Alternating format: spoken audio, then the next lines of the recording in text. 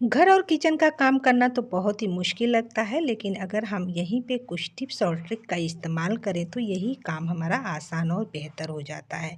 तो नमस्ते दोस्तों, आप सब लोग कैसे हैं? उम्मीद करती हूँ कि आप सब लोग बहुत अच्छे होंगे। तो चलिए हम कम बातें करते हुए वीडियो को शुरू करते हैं और देख लेते हैं। अगली टिप दोस्तों हमारी जो है कि इस कोलगेट के पैकेट को लेकर के, इस तरह के जो कि पैकेट में हमारे कोलगेट मिलते हैं और हम क्या करते हैं, कोलगेट को तो इस्तेमाल करते ही करते हैं, लेकिन जो अपने कोलगेट के पैकेट होते हैं उसको हम फेंक देते हैं। लेकिन आज मैं जो है कि इसका बहुत ही बेहतरीन आपको इस्तेमाल बताऊंगी कि आप इस कोलगेट के पैकेट को कहाँ और किस तरह से इस्तेमाल कर सकते हो। तो पहले तो दोस्तों हम क्या करेंगे, इस तरह से पहले हम इसे कट करके पहले इसे तैयार करेंगे और इसे काटने के बाद जो है कि आपको इसकी जितनी बड़ी लंबाई रखनी है, आप जो है उतनी इसकी लंबाई रख सकते हो। तो मुझे थोड़ा सा बड़ा लग रहा है, तो अब मैं क्या करूँगी, कैंची की मदद से इसे थोड़ा सा इस तरह से कट करूँगी। अब इसे कट करने के बाद इसे यूज कैसे करना है वो भी मैं आपको वीडियो में बताऊँगी, और मेरे साथ जो है आप वीडियो में बने रहिएगा। और इस टिप्स को देखने के बाद आपको बहुत जो है कि अच्छा लगेगा और कभी आप जो है कोलगेट के खाली पैकेट को फेंकेंगे नहीं। तो ये देखिए मैंने साइज़ का कट कर लिया है। अब इसे इस्तेमाल कैसे करना है वो भी बताती हूँ आपको। तो दोस्तों हमारे पास इस तरह के जो है कि दवाइयों के जो बोतल आते हैं, कभी-कभी इसके कवर नहीं होते हैं, इस तरह से खाली मिलते हैं। और जब हम इसका इस्तेमाल करते हैं तो इस्तेमाल करने के बाद आपने देखा होगा कि इस तरह से ये जो है कि हमारे दवाइयाँ जो है कि नीचे बोतल में आकर के लग जाती हैं, और जहाँ हम फर्श वगैरह पे इसे रखते हैं तो हमारे जो फर्श वगैरह होते हैं इस तरह से गंदे हो जाते हैं और दवाइयाँ में हमारी चींटियाँ लग जाती हैं। लेकिन जो ये हमारा कोलगेट का खाली वाला पैकेट है, अब यहाँ हम इसका बहुत बढ़िया सा इस्तेमाल लेंगे। अब क्या करेंगे, इसका ढक्कन बंद करेंगे और जो कोलगेट का जो पैकेट है इसके अंदर हम क्या करेंगे, इस दवाई की बोतल को इस तरह से डाल देंगे। अब जब भी हम यूज करेंगे तो यूज करने के बाद इसमें डाल देंगे, जो भी दवाई गिरेगा और लगेगा तो इस जो है कि कोलगेट के खाली पैकेट में लगेगा, और आपका नीचे का जो फर्श होगा वो बिल्कुल क्लीन पड़ा होगा। है ना, बहुत ही कमाल की टिप्स। और इसी के रिलेटिव मैं आपको जो है कि दवाइयों का दूसरा टिप भी शेयर करूँगी। अगली टिप हमारी जो है कि दवाई से ही रिलेटिव है। इस तरह की जो दवाई होती है, चाहे खांसी का सिरप हो या कोई भी दवाई हो, मैं यहाँ पे आपको एग्जांपल के तौर पे बता रही हूँ। अक्सर खांसी का जो सिरप वगैरह आते हैं उसका इस्तेमाल तो हम करते ही करते हैं, और जब ठीक होने के बाद जो है कि बच जाती है तो हम उसे रख देते हैं कि दोबारा अगर इसे यूज करना होगा तो हम कर पाएंगे। लेकिन उसके लिए एक्सपायरी डेट चाहिए। अक्सर हम दवाई इस्तेमाल करने से पहले उसका एक्सपायरी डेट तो चेक करते ही करते हैं, जिससे कि डेट ख़त्म हो गया है कि है। लेकिन कभी कभी इस तरह से पानी वगैरह लगने की वजह से जो एक्सपायरी डेट होता है वो मिट जाता है। लेकिन यहाँ जो हम क्या करेंगे, उसका एक्सपायरी डेट मिटे ना, उसके लिए हमने क्या किया है, ट्रांसपेरेंट जो है कि ले लिया है टेप। अब यहाँ जो है कि एक्सपायरी डेट जहाँ लिखा हुआ है इस तरह से आपको इस पर लगा देना है। अब चाहे आपके हाथ में पानी लगे, जो भी लगे, ये जो एक्सपायरी डेट बिल्कुल मिटेगा नहीं। और जब भी आपको इस्तेमाल करना होगा आप जो है कि इसका एक्सपायरी डेट दर्ज करके आराम से इसे इस्तेमाल कर पाओगे। है ना, बहुत ही कमाल की टिप है। और उम्मीद करती हूँ कि ये वाली भी टिप आप लोगों को अच्छी लगी होगी। टिप अच्छी लगी होगी तो आपने अपने दोस्तों फैमिली में शेयर करना मत भूलिएगा।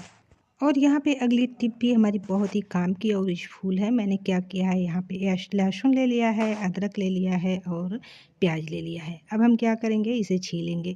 और अक्सर हम अदरक लहसुन प्याज का इस्तेमाल तो हम सब्जी वगैरह में करते ही हैं, और बहुत ऐसे चीज़ में लहसुन प्याज का इस्तेमाल करते हैं।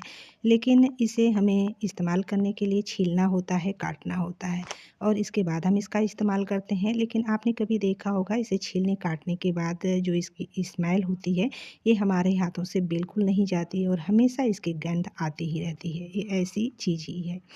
तो यहाँ जब भी आप लहसुन प्याज अदरक का इस्तेमाल कर रही हैं, काट रही हैं, और इसका स्मेल जो है कि जाता नहीं है, तो यहाँ मैं आपके साथ छोटी सी ट्रिक शेयर करूँगी। अगर आप उसका इस्तेमाल करोगे ना तो ये जो इसकी गंध होती है, जो इसकी स्मेल होती है, ये आराम से इसे रिमूव कर पाएंगे। अब देखिए मैंने क्या किया है, सारे को काट लिया है और मेरे हाथों से जो है कि इसकी स्मेल, इसकी महक तो आ ही रही है। तो चलिए इसे देखते हैं कि इसे हम रिमूव कैसे करते हैं। है कि नहीं? बहुत ही कमाल की टिप है। जब भी ऐसा हो तो इसका इस्तेमाल आप ज़रूर करें। तो उसके लिए मैंने क्या किया है, कच्चा दूध ले लिया है। आप चाहें तो फ्रिज में रखा हुआ पका हुआ दूध का भी इस्तेमाल कर सकते हैं। और यह मैंने क्या किया है, आलू ले लिया है। आलू भी जो है कि कच्चा है।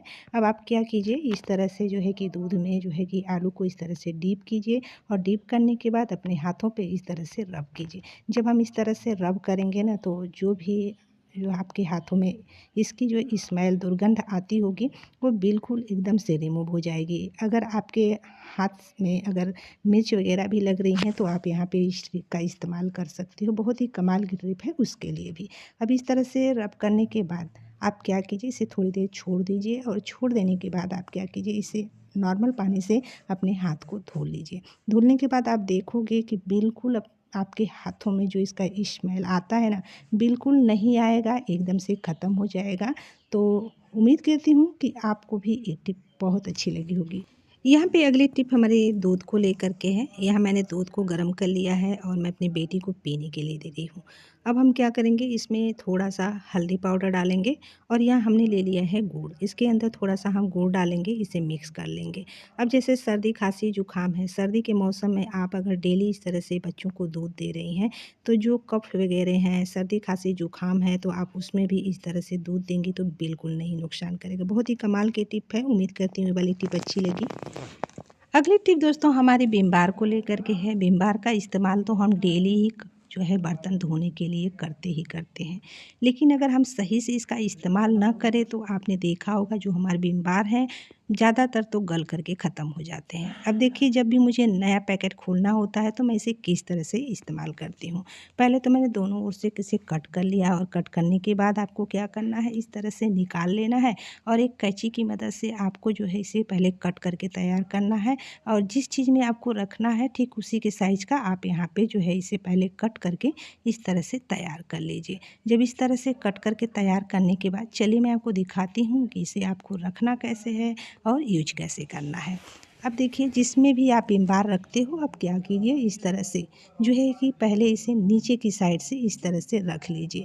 अब जब इस तरह से हम नीचे की साइड बिछा लेंगे तो जो पानी में हमारे विम बार जल्दी से गल करके ख़त्म होते हैं ना, तो बिल्कुल जल्दी से गल करके ख़त्म नहीं होंगे और काफ़ी लंबे दिन तक चलेंगे, है ना? बहुत ही कमाल की टिप है। उम्मीद करती हूँ ये वाली भी टिप आप लोगों को बहुत अच्छी लगी होगी।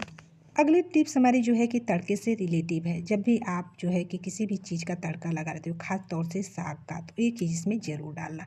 यहाँ मैंने क्या किया है, तड़का लगाते हुए तेल को गरम कर लिया है। मैंने यहाँ जो है कि हरी मिर्च डाल दिया है, आप चाहें तो यहाँ पे लहसुन भी डाल सकते हैं। अब वो ख़ास चीज़ क्या है, मैंने ले लिया है यहाँ पे कड़ी पत्ता। अब इसके अंदर कड़ी पत्ता ज़रूर डालना जब भी साग का छौंका लगाना, तो बहुत ही टेस्टी साग लगता है और इसका फ्लेवर बहुत ही अच्छा लगता है इसके अंदर।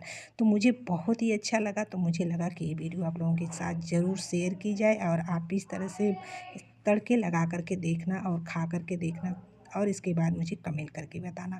उम्मीद करती हूँ दोस्तों ये वाली भी टिप अच्छी लगी होगी। टिप अच्छी लगी होगी दोस्तों फैमिली में शेयर कीजिएगा। चैनल पर पहली बार आए हैं तो सब्सक्राइब भी कर लीजिएगा और कमेंट करके बताइएगा इन सारे टिप्स में से कौन से टिप आपको अच्छे लगे। यहीं पे मैं वीडियो का एंड करती हूँ। नेक्स्ट वीडियो में मिलती हूँ, तब तक के लिए जय श्री राम, जय हनुमान, जय बागेश्वर धाम।